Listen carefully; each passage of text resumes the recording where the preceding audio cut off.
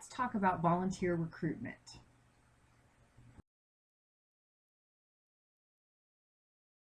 I love starting with this quote that recruitment is not only the act of identifying groups and individuals for service, but then also actually asking them to volunteer. This is similar to an approach in fundraising. We not only have to identify people with the capacity to give, but we also have to ask them. We have to make the case for why they should.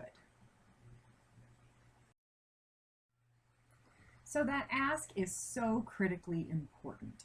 The best way to recruit volunteers is the simplest.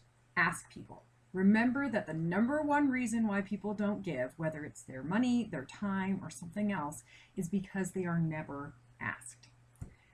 Ask people to do a specific job. Use your position descriptions to inform who you're looking for, and then present that clear description of what you need help with to the potential volunteer. And finally, don't say no for them.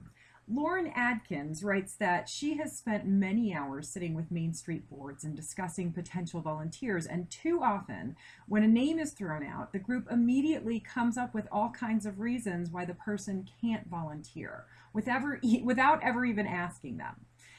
Give people the opportunity to say yes or no. The only reason to rule people out when brainstorming names is because they've either let your program down on a previous assignment, or because they have explicitly told you recently that they're not interested or available.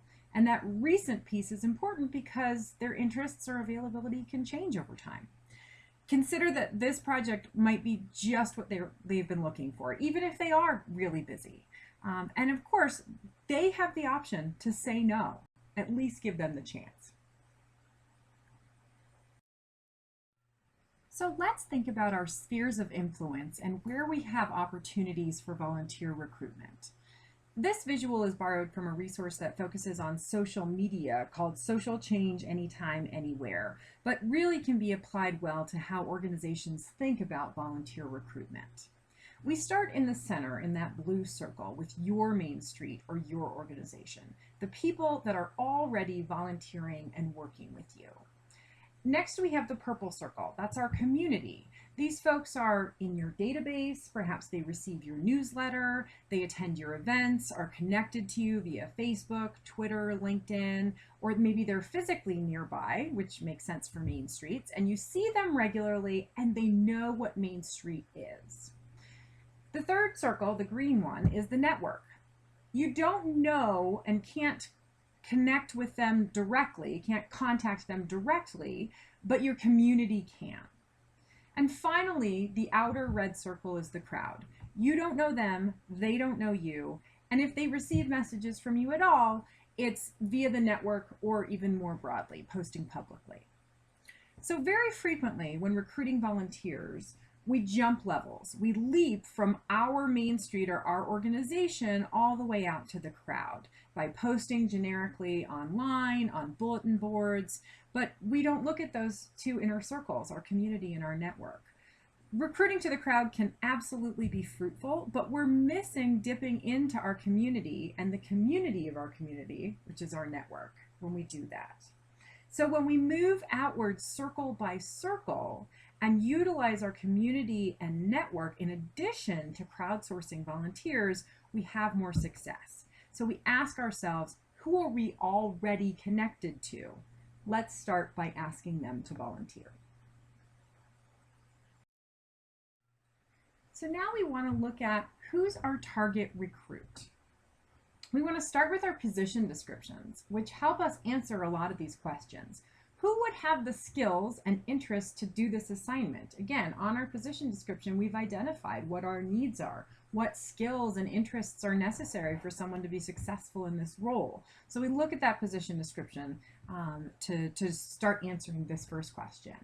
Where will we find them? Who knows folks who have these skills? Again, who's already in our organization, who's in our community, who's in our network? How do we find those folks? What information will that potential volunteer need to make an informed decision about this volunteer opportunity? So is all of that information included in your recruitment message, or at least in the position description that they can follow up and receive, about the time commitment, about the skills, about the interests, about any screening that's going to be required. And also, what information are you going to need from them in order to determine if this is a good fit and if you want to bring this volunteer on board in this role. Who are your potential recruiters for this assignment, and how will you train them to do recruitment? So again, if you're moving beyond your organization and you're going out into your community and your network, how can you make sure that the people who are connected to you have the information, presumably from your position description, that they need to go out and do recruitment for this position? And finally, how are you going to track the effectiveness of your recruitment strategies? Do you ask a question, for example, on your application about how they found out about the opportunity?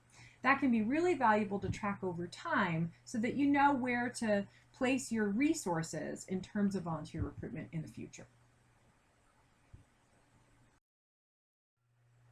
So when you're crafting your recruitment message, we want to distill down some of the information that's in the position description.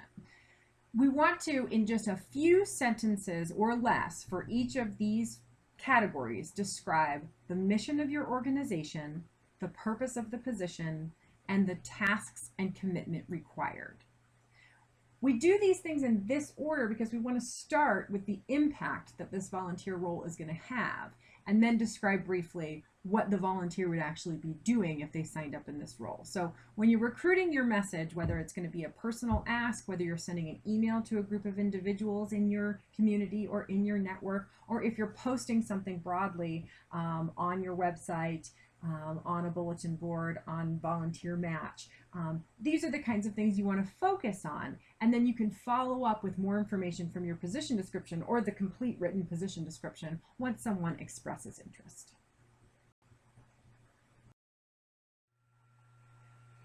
So in this section of the toolkit, there's a document called Recruitment Concepts and Ideas, which covers some of the information that was covered in this training, as well as some additional ideas, thoughts, and a list of recruitment strategies that other Main Streets use successfully. There are also two resources, a Finding Volunteers worksheet from Main Street America that you can utilize within your organization, your existing board members and volunteers, to help you identify actual names of folks that might be potential volunteers for you. And then a resource also from Main Street America that focuses on recruiting youth volunteers in Main Street.